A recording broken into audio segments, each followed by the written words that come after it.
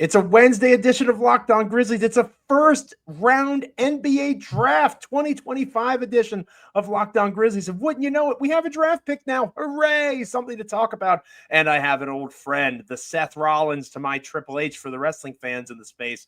Parker Fleming is with us, and I'm so happy to be talking about all of this and more on this special edition of Locked On Grizzlies. Let's lock in.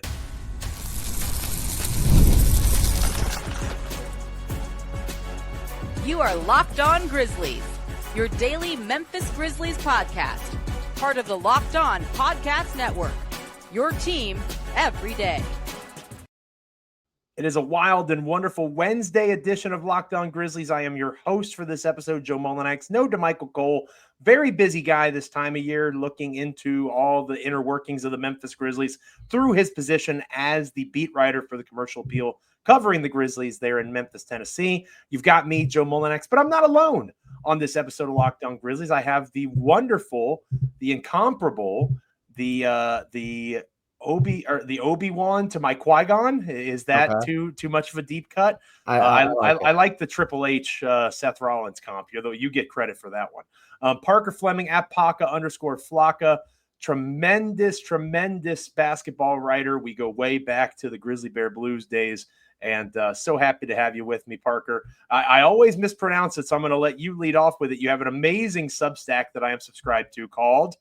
It's called SubTsakalidis. It is SubTsakalidis. I don't know why I struggle with that so much, because obviously I know the player Jake Sakalidis, but here I am, still not being able to say it unless I hear my good buddy Parker Fleming say it. Parker, it's good to see you.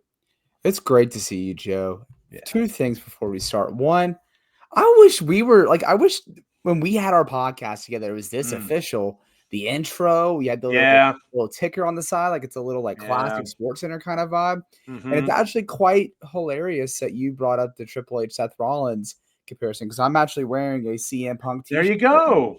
Best in the world versus the greatest of all time. I'm excited for the PLE this weekend, assuming that it still happens. We're going to leave that topic well enough alone to be sure. Make sure you're liking, commenting, rating, reviewing, subscribing wherever you get podcasts, Apple, Spotify, Google, Amazon, YouTube. Literally anywhere Locked On Grizzlies is available to you. Hopefully you're an everydayer at this point, checking out an episode each and every time it drops. DeMichael and I are greatly appreciative of all of you that do that. And if you don't already do it, hopefully you do so after today's episode. Parker, before we get into the draft itself, on the eve of the draft yesterday, numerous major trades were announced. Shams Charania of ESPN kept busy during the pre-draft festivities, talking about Kristaps Porzingis being moved and CJ McCollum being traded, all sorts of different movements and shakings happening in and around the NBA. How does it impact the Grizzlies? Obviously this is Locked On Grizzlies, right? This is the name of the game. Obviously Memphis not directly involved in either of those exchanges, but you and I have texted back and forth. We're in a group chat with our buddy Sean Coleman as well, talking about what these things could potentially mean. Chris Harrington on social media also posted, of the Daily Memphian, also posted about how he thinks this makes the Pelicans looking into trading Trey Murphy or Herb Jones less likely, which should hurt the hearts of Grizzlies fans if that does come to pass, especially, Trey Murphy. He's kind of the dream, but Herb Jones would be a really good fit as well. How do you look at the state of play for Memphis, the Western Conference, the NBA at large, particularly the Grizzlies, of course, here on this podcast, after these two seismic moves? And for folks that may have missed them from Shams, the New Orleans Pelicans are trading CJ McCollum, Kelly Olynyk, and a future second-round pick to the Wizards for Jordan Poole, Sadiq Bey, and the number 40 pick. And then the Boston trade was a three-team trade, Boston, Atlanta, and Brooklyn. Porzingis and a second-round pick to the Hawks, Terrence Mann and Atlanta's number 22 pick to the Nets. The Nets have something like 5 first-round picks now. They're definitely going to make some trades. And Gorgeous Niang and a second-rounder to the Celtics. So Boston continues to move under the second apron, clearly kind of punting the season ahead with Jason Tatum out. Your overall thoughts about those two deals in particular and how they relate to the Grizzlies? Yeah, I want to start with the three-team trade, because I did a mock offseason last week just because this is a big offseason. They have assets plus a huge decision with the Jaren Jackson Jr. renegotiation and extension. But one of the things that kind of looms is who's going to be the opening night starting center. And with that $8.8 million room exception that they would have as a cap space team, I suggested Luke Cornett from the Boston Celtics. Probably not in the mix now. Yeah, but Porzingis gone, Horford either gone or taking a pay cut. I don't think that's going to happen. I think they'll keep Cornett, keep him on a cost control deal. So there goes one free agent target. However, Chris Harrington did point out that Clint Capella makes a little bit more sense now because they got Kristaps Porzingis. They had the 13th pick as well. They have Onyeka Okongwu. But Capella, I've never been the biggest fan of his game, but it was more so in the context of his contract. I didn't want Clint Capella at $20 million a year, but however, you get him on that room exception at like a two and $17 million. Like that's hard to. At the end of the day, he could be a starting center for 40 games.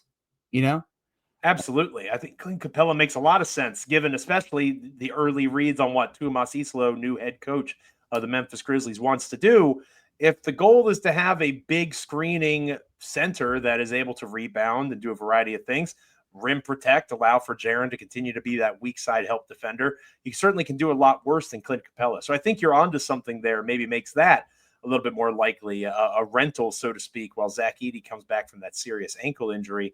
I'm intrigued more so by that Pelicans trade because it enables New Orleans to say that they're all in while trading for Jordan Poole. Maybe not all in, but they certainly don't look like a team that wants to punt with that kind of deal. And again, it's wild to say that because Jordan Poole is involved, but if you didn't pay attention to the Wizards this past season, it's understandable because the Wizards were abysmal.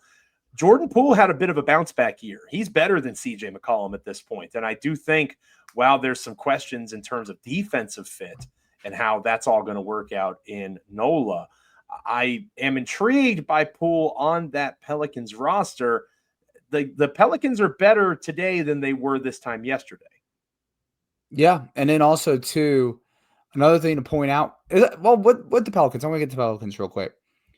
I don't know how much it changes for Herb Jones and Trey Murphy. Frankly, I'm with you. I agree.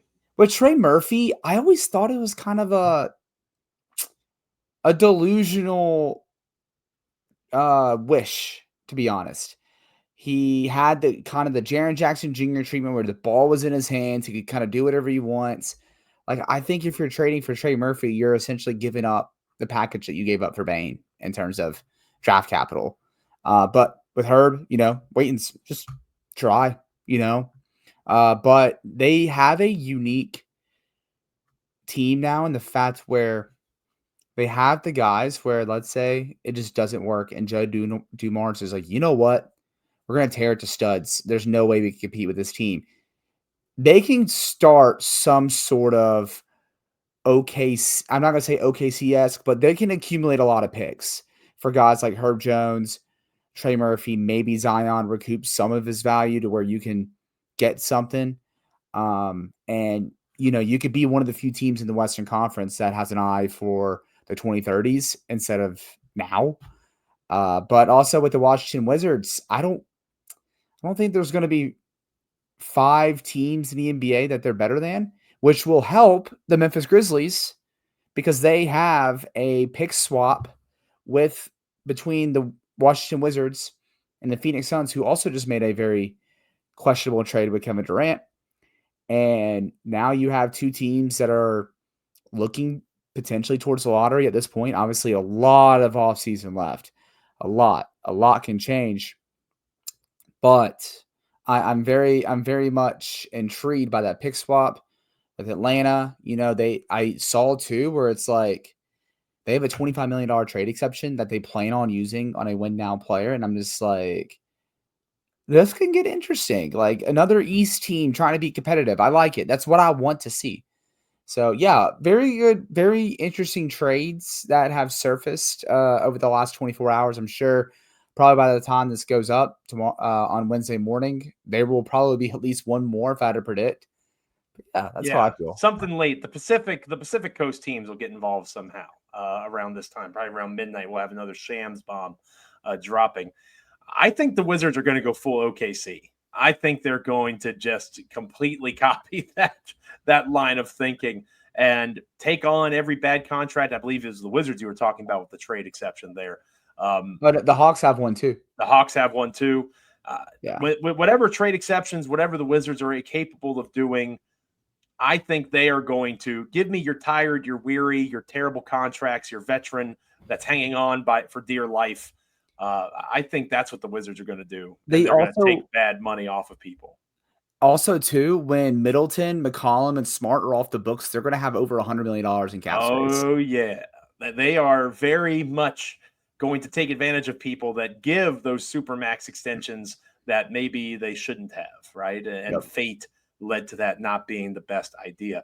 Let us know on X. Hit us up in the comments. I'm on X at Joe Mullinax. My buddy Parker Fleming is on X at one of the best Twitter handles there is, at Paca_Flocka. Make sure you're checking us out there. Hit us up. How are you feeling about these trades, how they impact the Grizzlies? The biggest impact in reality is the 2026 pick swap that Parker was talking about. There's a decent chance both Phoenix and Washington are bad next year. And if that does indeed come to pass, that's very good for the Memphis Grizzlies. When we come back here on this episode of Locked On Grizzlies, we are going to preview the first round of the NBA draft. What does Memphis do at 16? That'll be our focus coming up next. Stick around. This episode of Locked On Grizzlies is brought to you by OpenPhone. If you're running a business, you know that every missed call is money left on the table. Think about the last time that you had an urgent need, maybe for a plumber, a service provider, an air conditioning repairman, perhaps, with this crazy heat. If the first person didn't answer, did you wait? Probably not. You moved on. That's why you need OpenPhone. They're the #1 business phone system built to streamline and scale your customer communications, all from an app on your phone or computer. The shared inbox feature is a game changer. Your team can jump into any conversation instantly without missing a beat, and it allows for you to manage business calls and texts from a single app. OpenPhone is offering our listeners 20% off your first 6 months at openphone.com/lockedonnba. That's openphone.com/lockedonnba. And if you have existing numbers with another service, OpenPhone will port them over at no extra charge. OpenPhone, no missed calls, no missed customers. All right, Parker. So you put out a wonderful resource that I would highly recommend if people are not subscribed to the Substack. They most certainly need to be as soon as possible. 2025 NBA Draft Guide. You have all sorts of different ways in terms of a Grizzlies perspective. You put that out as well. You're a tremendous scout of this young talent.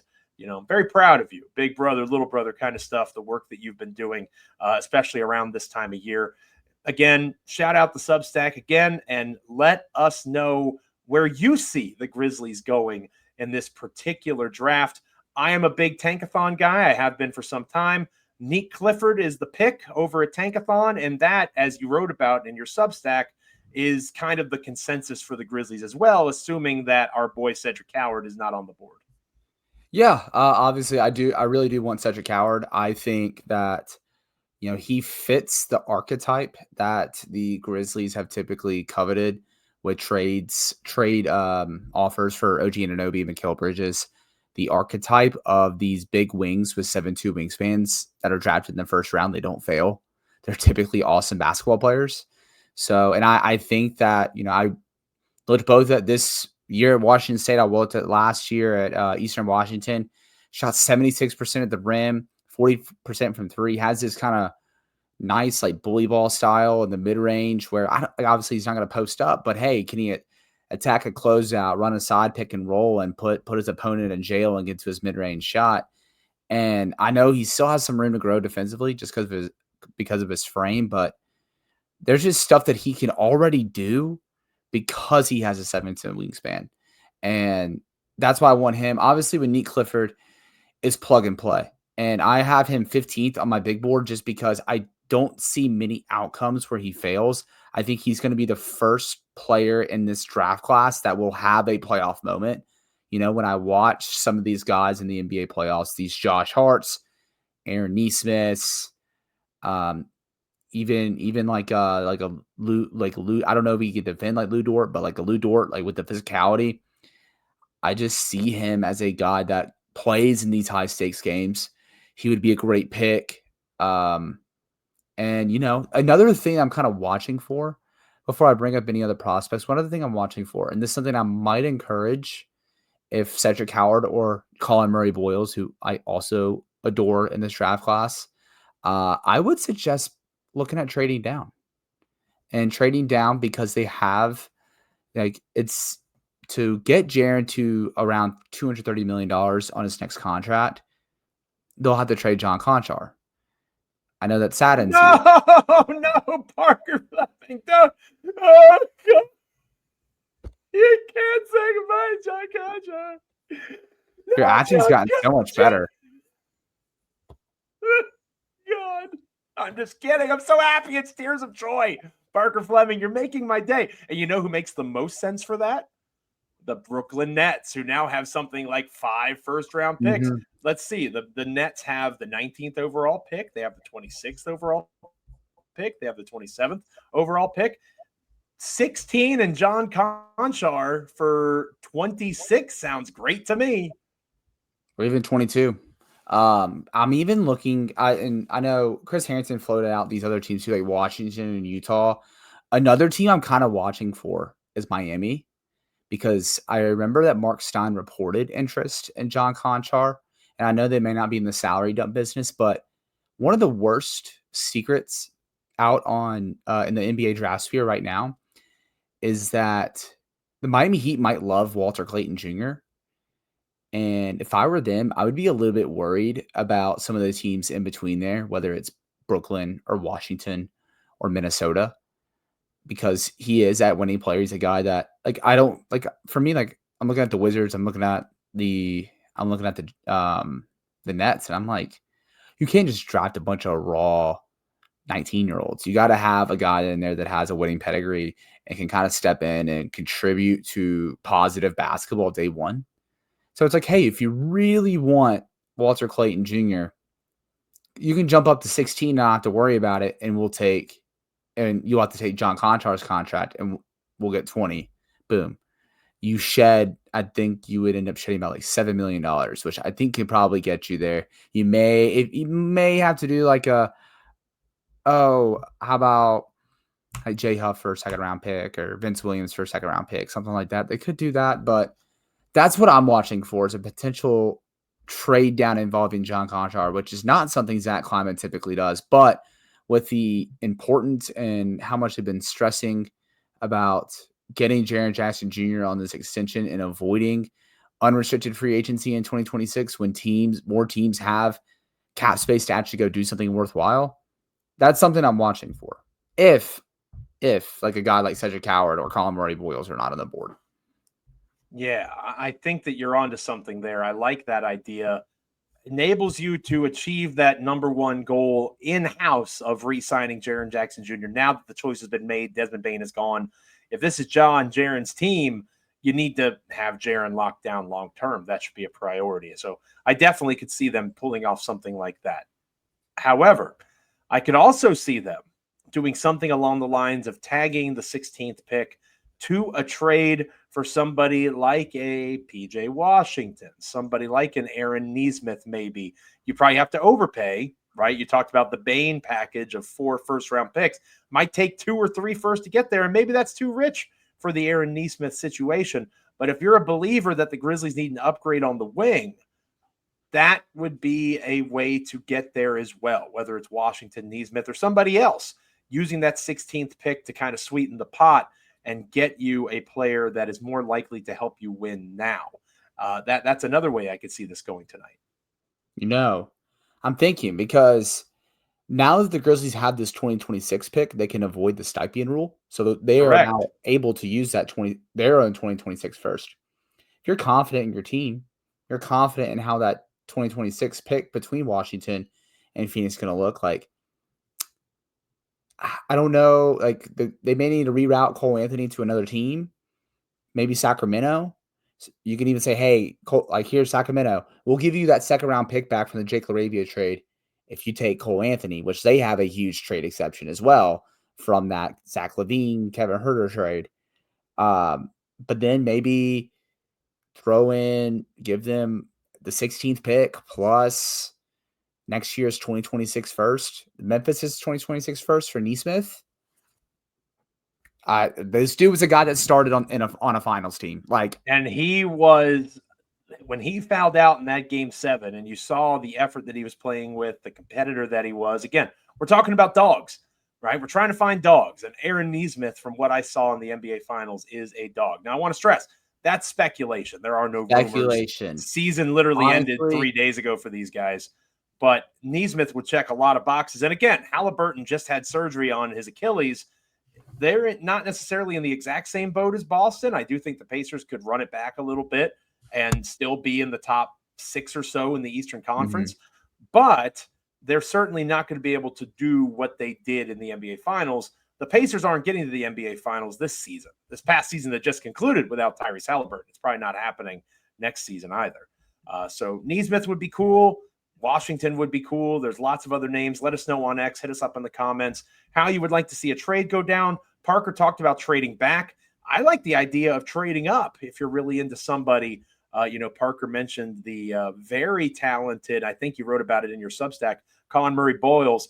The only thing he doesn't do is shoot the 3, right? He literally does everything else. Very talented player. Would be a fascinating match in Memphis. Asa Newell is somebody that we know has worked out for the Grizzlies. They might have to trade up for him. So there's lots of different directions the Grizzlies can take here, and it's going to be fascinating to watch unfold. Again, make sure you're following Parker at Paka_Flock. If you don't subscribe to the Substack, which is called SubTsakalidis. SubTsakalidis. If you don't already subscribe, make sure you're doing so. He does it essentially for donations, right? For St. Jude. It's a wonderful cause. Make sure you're going and checking out his Substack. Lots of great content over there that'll get you ready for tonight's first round and obviously the second round on Thursday. When we come back here on Locked On Grizzlies, we'll close out this NBA draft first round edition of the show with a name that's surprising me a bit, that he's rising in terms of demand. That's Santi Aldama. We'll talk about that next here on Locked On Grizzlies. This episode of Locked On Grizzlies is brought to you by Wayfair. There's nothing like stepping into your own outdoor space and feeling like you've escaped to a personal oasis. Maybe not right now for a majority of the country because it feels like the third circle of hell in a lot of places. But if you're wanting to update your patio this season, Wayfair has made it so easy to turn it into a space that feels like yours when it's not so hot, comfortable, stylish, and ready for a cooler, hopefully soon, summer. Wayfair has everything you need to level up your outdoor space. Conversation sets, outdoor bars, fire pits, hot tubs, gazebos, and yes, even the perfect string lights to set the vibe. It's like giving your backyard the resort feel without the resort price tag. I am more of a clean and modern guy, so I love being able to filter and find exactly what fits my space and budget over at Wayfair. And we have a wonderful packed patio and a wonderful backyard. We host friends, have people over, family. Maybe I just want to unwind with a good book. It feels like my own private retreat. Don't wait. Make your own outdoor space your dream oasis today with Wayfair and enjoy it all summer long. Head to wayfair.com right now to shop a huge outdoor selection. That's WAYFAIR.com. Wayfair, every style, every home. Parker, we'll get you out of here on this. This is something that you and I disagree on, and it's Santi Aldama. And there's more and more reporting, Jake Fisher, Mark Stein, those types of guys that obviously are very tuned in to NBA circles, saying that Santi Aldama's market might be booming in terms of teams being interested. A sign and trade is possible, obviously with restricted free agency. What's stopping a team, aside from cap space, to offer Santi something like 3 years, $60 million, that sort of deal? I am of the mind that if that happens, there is no sign and trade, and it's just a flat out offer that the Grizzlies can choose to match or not. They should let Santi walk. And maybe that impacts some of their philosophy. I have a feeling that their philosophy going into the draft tonight. Maybe you disagree with me, and I have a feeling you do. Are you surprised at all that Santi Aldama's demand is rising? And do you disagree with me when I say, if the cost gets too much, Memphis shouldn't match? So I'm going to split this into two parts. For one, I'm not surprised that Santi Aldama is getting the demand that he's getting, because at the end of the day, he's 7 foot. He's 24 years old. He can dribble, pass, shoot. He's coming off a season where he averaged 12.5 points, almost 6.5 rebounds, almost 3 assists a game. doesn't turn the ball over all that much. Shot 37%. But is he a dog? Does he defend? He is not the best defender now. Oh, but does he rebound? I will say. Wait, what about rebounding? Does he rebound? Is he a good rebounder for his position? He's solid. I think he was behind Zach Edey in rebounds per game on the team. The Memphis Grizzlies have two bigs that are perimeter based. They have Jaren Jackson Jr. and they have Santi Aldama. This town ain't big enough for the both of them at this point, in my opinion. Here's my big thing with Santi is, do you know what defined Dallas Mavericks making it into the NBA Finals in 2024 and Indiana making it into the NBA Finals this year? Those role players hitting shots. You know, the Aaron Nesmiths, the PJ Washingtons, Derrick Jones Jr., guys like that. Santi Aldama in his playoff career in 10 games, small sample, but noteworthy because it's the playoffs, 43.6% on 3.9 attempts per game in 10 games. He also, in that final game, you know, he didn't go down without a fight, 23 points, 9 rebounds, 3 assists, 5 of 7 from 3, 9 of 13 from the field. I just think it's valuable to have guys that you know can hit shots in the playoffs. And he has shown that so far. He has shown that in his Olympic play as well, which is more high-stakes basketball. Like, I think if the price is right, you bring him back, you know, because guess what? They're losing shooting with Desmond Bane, and they're about to lose shooting with Luke Kennard. And you're not replacing that with just Kentavious Caldwell-Pope. Or like, and you still need, like, I love Jalen Wells, but he only shot 35% from 3 last year. You need him to be closer to Washington State Jalen Wells when it comes to his 3-point shooting as a 40+% 3-point shooter. So I value that with Santi. And also, too, guess what? Let's say it's 4 and 60. You bring him back, $15 million a year. Guess what else you have right now? A trade chip. You have another mid-sized salary that you can stack with the Brandon Clarks, with Cole Anthony, who I think will probably get traded before the Santi Aldama sign trade, with Kentavious Caldwell-Pope. You have these mid-sized contracts now that you could, or let's say you go into the playoffs, you're like, okay, this Santi, it's not working. Now you can use him as a trade chip next summer when that contract's 3 and 45. Another team will take that. But I think he's also demanding this because, yes, the skill set, but also there could be the beliefs like, hey, he's 24. There's not a pathway for him to start because Jaren Jackson Jr. is there. Let's just see what happens if we want to start him because of his skill set. However, if a price gets to the point where it's not feasible for Memphis to match, you know, like if it's a 3 and 60, but guess what? There's only one team that can really offer him that, and that is without a sign and trade, and that is Brooklyn.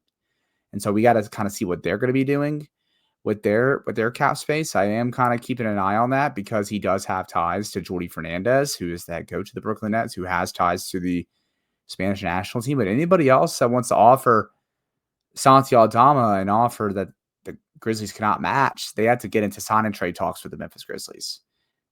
We'll get you out of here on this, Parker. 2 predictions. Prediction number 1, will the Grizzlies pick at number 16 tonight? And will it be a pick for them? And 2, will Santi Aldama return to the Memphis Grizzlies next season? I don't need a contract number, but do you see Santi back in the fold? 2 predictions to get you out of here. 2 predictions because I got to make you happy on one because the other one's going to disappoint you. My prediction is the Memphis Grizzlies will come away with such a coward in this draft. Let's go. And I think Santi Aldama will be a Memphis Grizzlies next year. I'm not going to be super bummed. I want to stress that. I stress that. He's a good basketball player. And I like he is a good basketball player. And the point that you made about losing Desmond Bane, does it really make sense to lose Santi in the same offseason? I think it's fair to say no, depending on the price, right? They moved on from Bane. And I got Luke Kennard. Right. Shout out to Luke Kennard. Pour one out for Luke. I think that Santi will be here. I agree. I'm nervous about his fit next to Jaren, the fact that Brandon Clark's on the roster. But again, if it's a $15 or $16 million contract, it's hard to let that guy walk for nothing. And he can become a trade piece if the season is going awry and you decide to, maybe beyond John Jaren, you decide to nuke it a little bit and try to get as many assets as you can at the trade deadline. I love your Cedric Coward prediction. Maybe I'm going to surprise you here. The Grizzlies will not be picking at 16. I think they're going to do exactly what you just said earlier, and they are going to trade back, perhaps with the Brooklyn Nets or Miami. That makes sense given that previous tie to John Conchar, for the exact reason that you outlined. If the priority is re-signing Jaren Jackson Jr., that saves you about $1 million or so on the cap hit from 16 to 20 or 23, depending on the team. And you could still get a player potentially. I could see them trading out of the first round completely for that exact reason, trying to get rid of that, kick the can down the road in terms of assets. If the goal is Jaren Jackson Jr. being on this team and getting it done this summer, the renegotiate and extend is the way to do it. I think that's the priority in this draft. And because of that, I think that they will trade back. I also agree that Santi Aldama will be there. So let us know in the comments. Hit us up on X. Do you think that the Grizzlies will pick at 16? Do you think Santi will be here? Obviously, two topics that we'll continue to talk about. And on our next show tomorrow, we'll be able to focus in on everything that the Grizzlies do in that first round, preview the second round where Memphis, at least as of this recording, has 2 second-round picks. Seems unlikely that they're going to have 2 second-round picks at the end of all of this. I think the second round could certainly have a trade. Parker, I think it's going to be a busy next 48 hours for all of us that follow the Memphis Grizzlies. Yeah, for sure. But you know what? I'm looking forward to it. I've been studying this draft since August, and I know people are just kind of like, they don't need a draft pick. Don't get another rookie. This CBA is showing this. The NBA Finals just showed the value of having good players on rookie scale contracts. Absolutely. Like, you know what pick Jalen Williams was? The 12th pick. And you know how recent that was? 3 years ago. Mm-hmm. 3 years ago, he was the 12th pick. Nobody knew. He was this mystery guy that just rose up and became the 12th pick. And now he's all NBA, all-star, all defense, NBA champion. So don't knock a draft pick, because who knows what it can become. You can extend a window with it. So don't knock draft picks. I'm not trying to come across like a snob or anything, but like, I've studied this draft since August. There are a bunch of good players in this draft. Like, they can get a guy who, you know what, he may not contribute. He may not need to contribute next year, but I'm in the firm belief that they can contribute in a high leverage situation by the end of their rookie contract. And if there's anything that this front office has proven, if the Grizzlies do indeed trade back, they have the capacity to find somebody that can contribute. Jalen Wells, G.G. Jackson, Vince Williams Jr. It's the higher first round picks that they tend to struggle with. So I almost want them to trade back for that reason. But Parker Fleming, there's no one that I'd rather talk Grizzlies basketball with. Make sure you're checking out his Substack, which is entitled SubTsakalidis. Did I say it right? Yeah, you said it right. Yes, I'm growing. I'm getting better in my old age. SubTsakalidis, again, I can't stress enough, you should be subscribing. I'm a proud subscriber. I read it every time Parker sends something out. I am smarter about this draft because of the work of Parker Fleming. Thank you for coming on Locked On Grizzlies today, buddy. I appreciate it, Joe. Always glad to be here. Glad you're doing well with Locked On Grizzlies. Oh, I appreciate it. Make sure you guys are liking, commenting, rating, reviewing, subscribing wherever you get podcasts, Apple, Spotify, Amazon, Google, YouTube. It is all good. Become an everydayer. And now that you've made Locked On Grizzlies your first listen, make sure you're checking out the Locked On NBA podcast. There's no off season over there. Doug, Matt, and Hayes are keeping you up to date on contract negotiations, rumors, and everything you need to be the most informed NBA fan. Find Locked On NBA on YouTube, wherever you listen to podcasts, part of the Locked On Podcast Network, your team every day. Thank you again to our wonderful guest host, Parker, for coming on the show today. Enjoy the first round. We'll see you tomorrow here on Locked On Grizzlies. Who knows what this team will look like 24 or so hours from now, but I know where you'll be able to get the best analysis of it right here. See you then.